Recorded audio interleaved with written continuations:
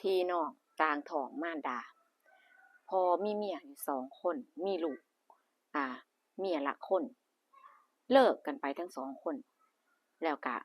เอาลูกมาเลี้ยงคือพ่อเนี่ยเอาลูกมาเลี้ยงคนเดียวเมียก็ต่างคนต่างไปเลี้ยงจนใหญ่แล้วเกิดเรื่องเช้าในบ้านเรื่องเช้าลักษณะแบบว่าพี่น้อง2 คนนี่เกิดรักใคร่กันรักใคร่แบบจังใดล่ะบ่แม่นแค่บรรดาความรักคือพี่กับน้องเอ่อแต่เป็นรักเสน่หาพอเป็นรักเสน่หาที่นี่ก็เลยมีอิหยังกันมีอิหยังกันพอเรียนจบก็แยกย้ายกันไปตัวพี่ก็แต่งงานตัวน้องก็แต่งงานอยู่คนละทิศละทางคือใช้ชีวิตตามปกติของแต่ละคนมีครอบมีครัวไปเบิดแล้วมีครอบมีครัวไปเบิดแล้วแต่งงานมีงานมีการทำพ่อก็เบาใจว่าคือแบบว่าดูแลเขาส่งเขาให้ถึงฝั่งฝันแล้วเรียนจบแล้วแล้วก็มีงานทำมีชีวิตที่ดีมีครอบครัวคือความสุขของพ่อแบบว่าเห็นอนาคตของลูกรุ่งเรืองดีแต่พออยู่ไปกับตาลปัดจั่งใดก็บ่ฮู้2 คนเนี่ยในวันนั้นน่ะคือมาเยี่ยมพ่ออยู่บ้านพ่อก็บ่แต่งงานใหม่เดะพ่อก็อยู่ตามยถากรรมของคนที่อายุมากอยู่คนเดียวแต่ว่าลูกแยกตัวไปมีครอบครัวเนาะกลับมาเยี่ยมพ่อกลับมาเยี่ยมพ่อก็ทั้งพี่ทั้งน้องซึ่งก็บ่ได้นัดแนะกันดอกน้องมาก่อนอือน้องมาก่อนโอ๊ยก็ซื้อของฝากโน่นนี่นั่นหลายอย่างพาลูกเขยมาเยี่ยมพ่อเฒ่าเออมาได้บ่ว่าวันหนึ่งก็เห็นพี่มาเออพาพาพาเมียมาเยี่ยมปู่แล้วที่นี่นานๆเจอกันอืมนานๆเจอกันระหว่างพี่น้องความเก่าความหลังเนาะความเก่าความหลังนึกถึงวันเก่าๆที่เคยกันอืมแล้วที่นี่ก็พอเจอหน้ากันความเก่าความหลังไฟเนาะอิหยังเขาเรียกถ่านเก่าเออถ่านไฟเก่าจังซี้ระหว่างพี่ๆน้องๆเนี่ยก็สบตากันยิ้มให้กันรู้ใจกันเอาง่ายๆซะซึ่งผัวเมียเขาบ่รู้เรื่องผัวเมียต่างฝ่ายนี่บ่รู้เรื่องแล้วคือว่านานๆโอ้ล่ะบ่ว่านานหลายปีอะจะได้เจอกันจังซี้ก็เลยแบบความคิดถึงเนาะความคิดถึงความอันนี้ผูกพันจังซี้เออก็แอบๆกันว่าซั่นเถาะแอบๆกันอยู่บ้านหลังเก่านี่แหละหลังที่อยู่กับพ่อนี่แหละแต่ที่นี่มันก็หลายหูหลายตาเนาะหลายหูหลายตาซึ่งผัวตัวเองดิเมียตัวเองดิแต่ละฝ่ายแล้วที่นี่ฝ่ายเมียเนี่ยจับได้ฝ่ายเมียจับได้ว่าผัวแอบแซ่บกันกับน้องสาวคิดว่ามันจะเป็นเรื่องเช้าแห้งบ่เรื่องนี้มันก็เนาะคือว่านั่นล่ะสิ่งที่มันบ่ถูกต้องสักวันหนึ่งมันก็ต้องถูกเปิดเผยสิ่งที่มันบ่ควรเฮ็ดจังซี้มันก็ต้องมีช่วงเวลาที่คนเห็นคนรู้บังเอิญแล้วเป็นคนที่ในครอบครัวตัวเองรู้ก็คือเมียเห็นก็คือแบบเมียก็บ่เว้าหยังเมียเห็นว่าผัวนี่เออผัวนี่เอาง่ายๆว่าพล็อตรักกันอยู่พล็อตรักกันอยู่บัดทีนี้เมียเห็นแล้วก็เสียใจเนาะเมียเห็นแล้วเสียใจก็เข้าไปทักท้วงไปด่าทอผัวว่าเป็นหยังคือแสดงท่าทีแบบนี้พี่น้องกันฉันก็เคยมีพี่น้องนะแต่ว่าฉันก็บ่เคยแสดงท่าทีจนเกินเลยถึงน่าเกลียดขนาดนี้อันนี้มันบ่ใช่แล้วจังซี้เนาะผัวก็ตกใจย้านพ่อรู้ในการนั้นที่นี่เมียโกรธมากจังซี้เมียก็ออกจากบ้านผัวออกจากบ้านผัวไปออกจากบ้านพ่อไปคือพ่อก็ถามอ้าวแล้วเมียไปไสล่ะลูกคือไปคือบ่กลับพร้อมกันซึ่งก็บ่อยากเว้าบ่อยากขยายความให้พ่อได้รู้ว่าเรื่องมันเกิดขึ้นเพราะหยังแล้วทีนี้พอเมียออกจากบ้านแล้วเนี่ยก็โทรหาก็โทรใส่ ผัวของน้องสาวว่าเรื่องราวมันเป็นแบบนี้แบบนี้เมียเจ้ากับน้องพี่น้องเขามีเรื่องเช้าวกันทำเรื่องทุเรศมากน่าเกลียดแฮงเออเธอคุณเคยเห็นบ่เธอเคยเห็นบ่แบบนี้เธอเคยรู้บ่ว่าพฤติกรรมของเมียกับเมียเธอเนี่ยกับอ้ายเขาเนี่ยเขาเคยเขาเคยกันเขามีอิหยังกันแล้วกลับมาแล้ววันนี้ฉันเห็นกับตาเลยคือเว้าให้ฟังถึงเหตุการณ์เนาะแต่ว่าฝ่ายนี้บ่เห็นดอกบ่เห็นแล้วทีนี้ก็เก็บไว้ในใจเพราะว่าจะโวยวายเลยทีเดียวก็บ่ได้เพราะว่าตัวเองบ่ได้เห็นด้วยตามันก็แค่คำมันก็แค่คำพูดของพี่สะใภ้ในนามเนาะในนามปากแล้วทีนี้ก็เก็บเงียบๆไว้รอคุยกันตอนกลับแล้วที่พี่ชายขอแยกตัวกลับก่อนแยกตัวกลับก่อนโดยบอกพ่อว่าเป็นห่วงเมียขอกลับไปก่อนเขาอาจจะบ่สบายหรือมีธุระด่วนเขามีธุระด่วนบอกพ่อว่าขอกลับก่อนเออครั้งหน้าจังสิมาหาใหม่จังซี่ครั้งหน้าสิมาหาใหม่ขอแบบว่าไปดูแลเมียจังซี่นะน่าจะบ่สบายแหละแต่บ่กล้าบอกเกรงใจก็ได้กลับไปนำเมียส่วนน้องสาวก็รู้โตแล้วเนาะเพราะว่ารู้แล้วว่าความแตกจังซี่ก็กลับคือกันก็ขอบอกพ่อว่าลูกมีงานด่วนลูกต้องกลับไปเฮ็ดงานคือแบบว่ามันเร่งด่วนน่ะโอกาสหน้าลูกสิมาหาใหม่ให้อยู่ให้นานกว่านี้ก็คือแบบว่าปลอบใจพ่อเนาะเพราะว่าตัวเองมาอยู่เพิ่งจะเป็นแบบวันที่4ตัวพี่ก็แค่ได้2วันจังซี่น้องมาก่อนหน้าจังซี่นะก็แยกกันกลับไปพ่อก็บ่รู้เรื่องรู้ราวหยังก็ว่าเขาไว้ทำงานเขาทำงานเขาน่าจะแบบมีงานจริงๆอะเร่งรีบบ่เป็นหยังครั้งหน้ามีโอกาสหน้ามีกลับไปถึงบ้านกลับไปถึงบ้านเมียก็ขอเลิกอีกฝ่ายหนึ่งเมียขอเลิกรอยาผัวก็พยายามอธิบายว่ามันก็แค่แบบว่าเรื่องแบบขี้หมูขี้ม้านะเป็นหยังคือจะต้องแบบเลิกลาเป็นหยังคือจะต้องเฮ็ดแบบนี้จังซี่เนาะฟังเหตุผลก่อนอิหยังจังซี่เนาะเมียว่าเหตุผลหยังมันก็ฟังบ่ขึ้นเพราะเห็นกับตามันบ่ใช่แค่คำกล่าวหามันบ่แม่นว่าแค่สงสัยแต่เห็นกับตาแล้วรับบ่ได้รับบ่ได้ว่าเป็นหยังคือต้องเป็นคนแบบเป็นหยังคือต้องเป็นคนแบบแย่ขนาดนี้อาพยายามรั้งเมียไว้บ่อยู่แล้วก็เลิกลากันไปถึงขนาดเลิกลากันไปเลยพอเหตุการณ์ครั้งนี้ตัวน้องกลับไปผัวก็เอาเรื่องที่เขาเล่าให้ฟังเนี่ยมาถามเมียมาถามมาสอบถามถึงความเป็นจริงว่ามันจริงบ่ที่เขาเว้าเนี่ยมันมีความจริงแท้ส่ำใด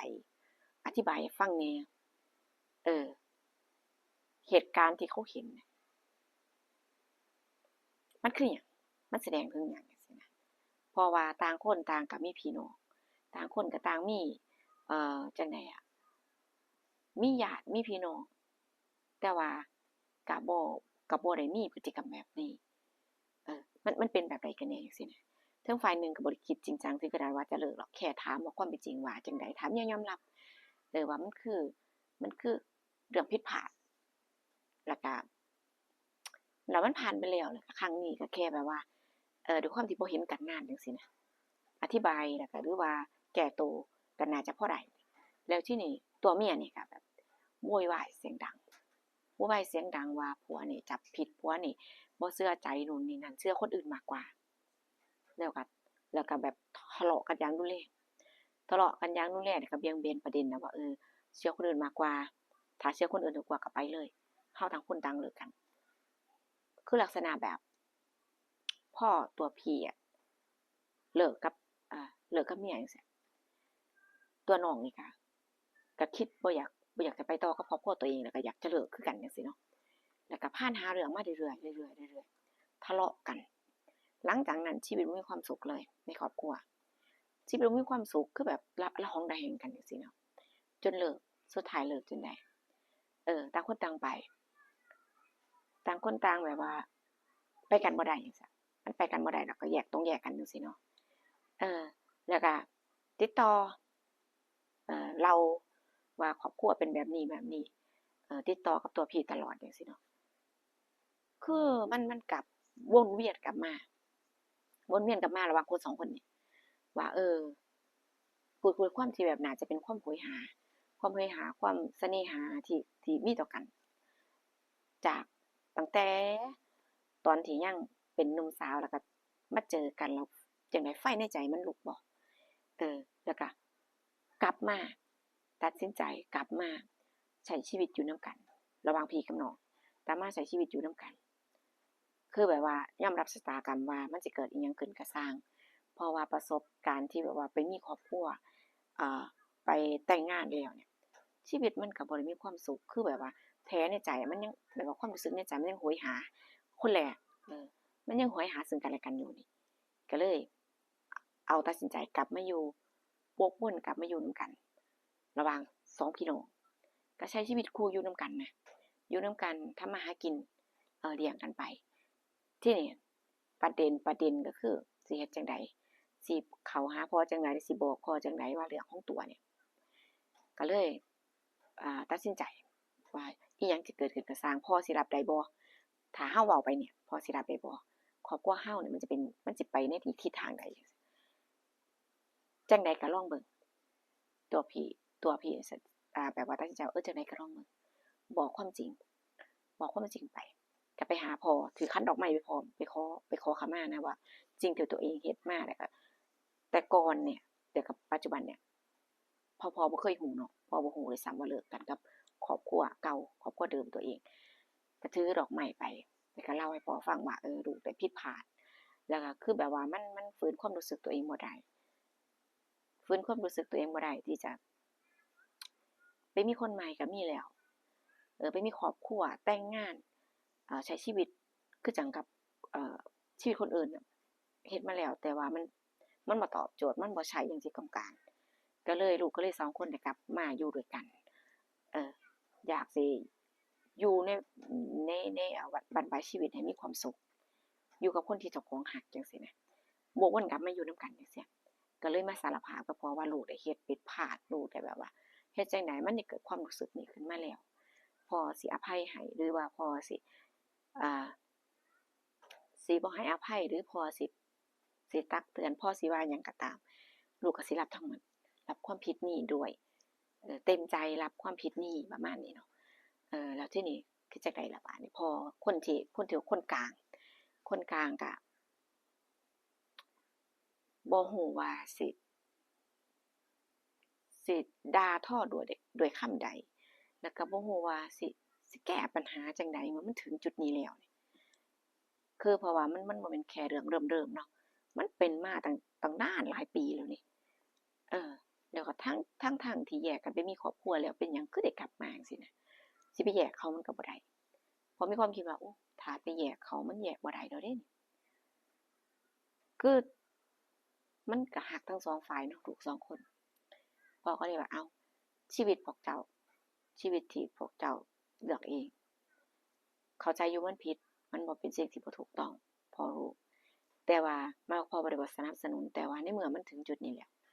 ถ้าพ่อไปแยกมันก็เป็นบาปเป็นกรรมต่อกันเอาจังซี่คน2คนที่จะตัดสินใจอยู่ร่วมกันได้จะต้องมีกรรมต่อกันบ่ว่าจะเป็นกรรมดีหรือกรรมบ่ดีก็ตาม